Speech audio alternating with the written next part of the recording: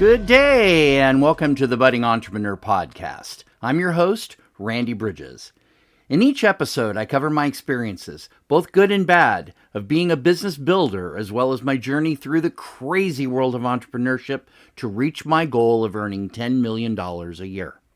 Okay, good listeners, we are on episode 141 of the podcast. Today is March 28th, 2024, so we're actually starting a few days early on getting our podcast for the month of April, and so I want to welcome you to a brand new topic. We covered last quarter, we covered all of the sequence chains, agile strategies, and first principles. This quarter, we're going to be working with customer-focused topics. I decided after the last podcast that I was going to go ahead and start with the customer journey mapping, because this is one of the things that I did very early in my process of how I'm going through my new business here, this one that I created a while back.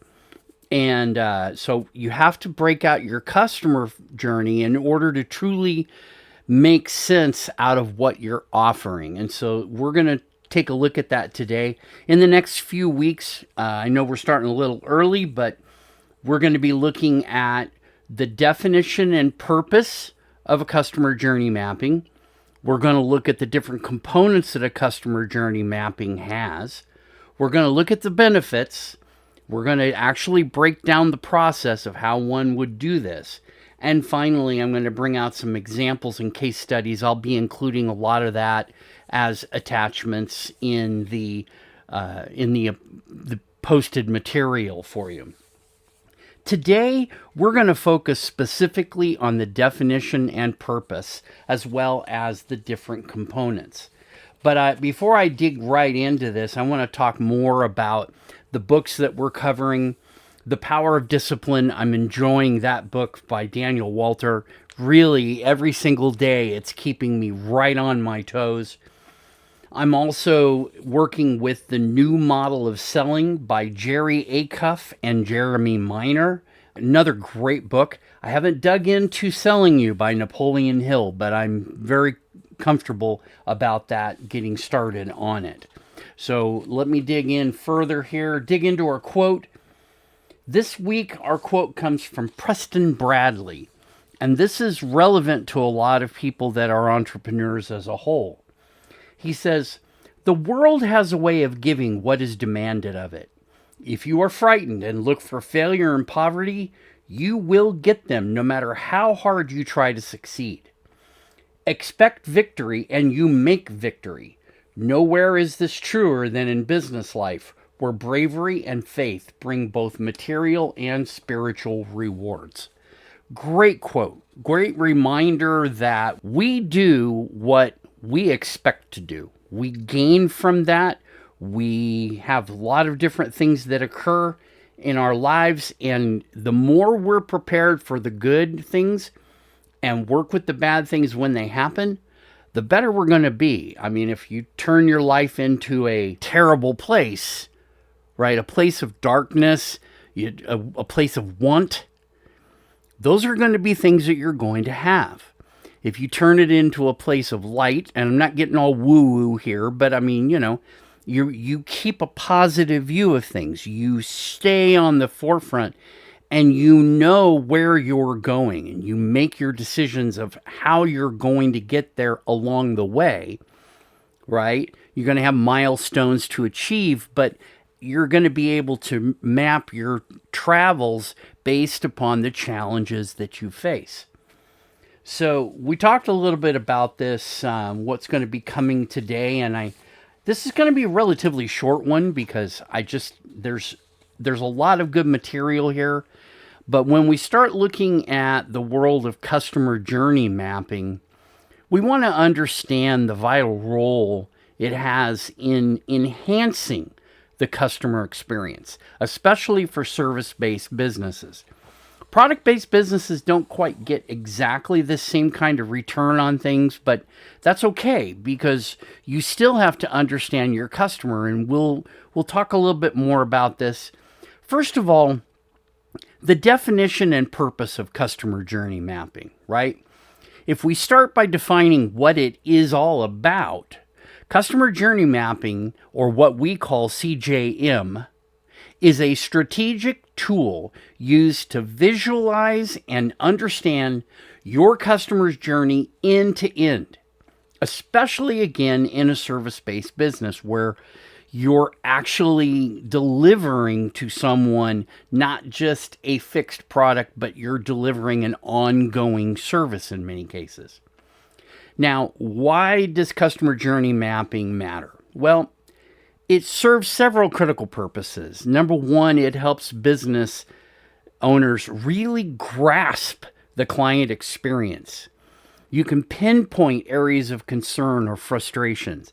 You can actually recognize when you have feedback loops coming back into you to be able to tell you how well things are going.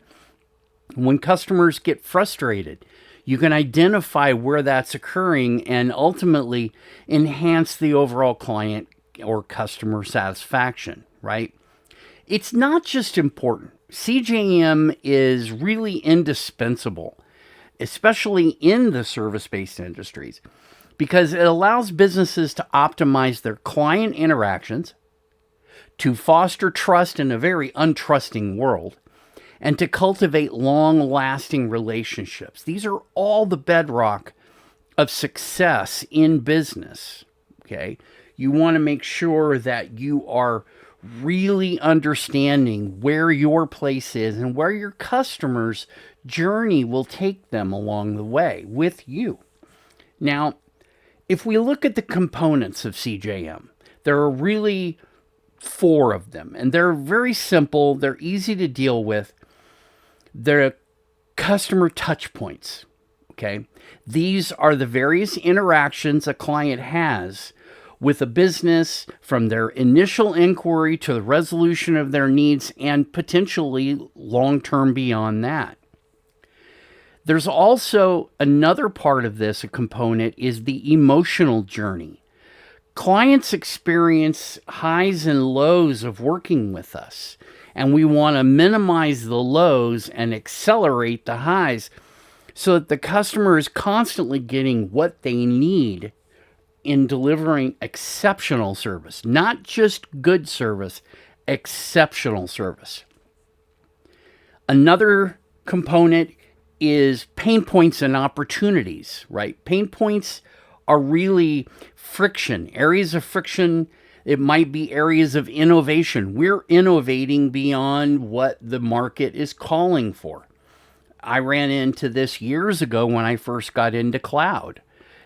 I was so far ahead of the curve, there was no word for it at the time. It was just an internet-based business or an internet service or whatever. And it was so far beyond where my customers were, where my clients were, that they couldn't picture in their head the idea of moving their network out of their business.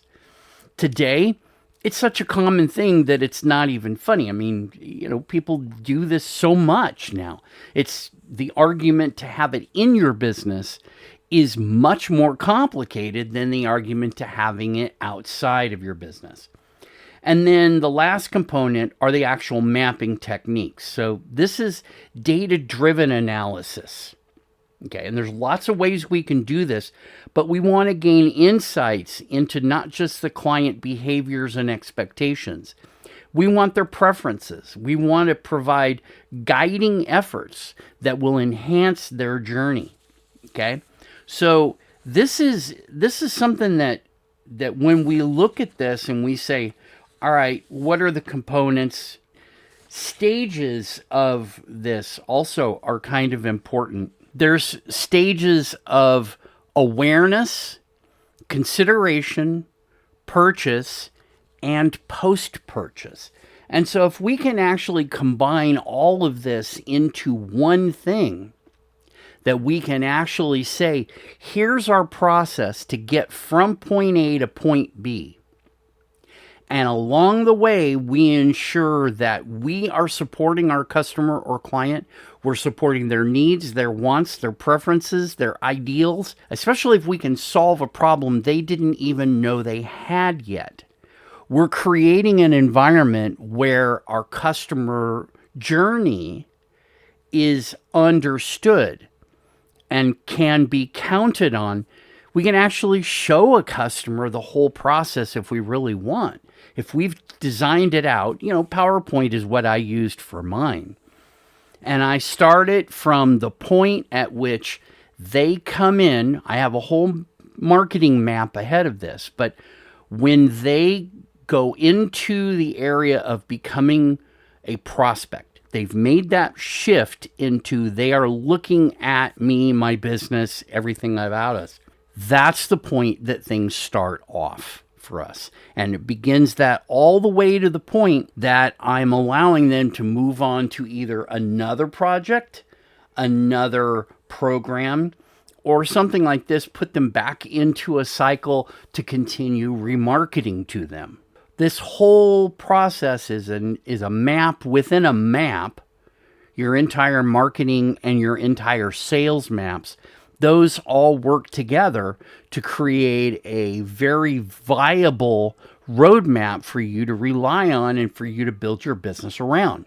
So that's the customer journey mapping process. I want to go ahead and keep this one short today because we're going to dive deep in the next 2 weeks. Again, this is kind of part one.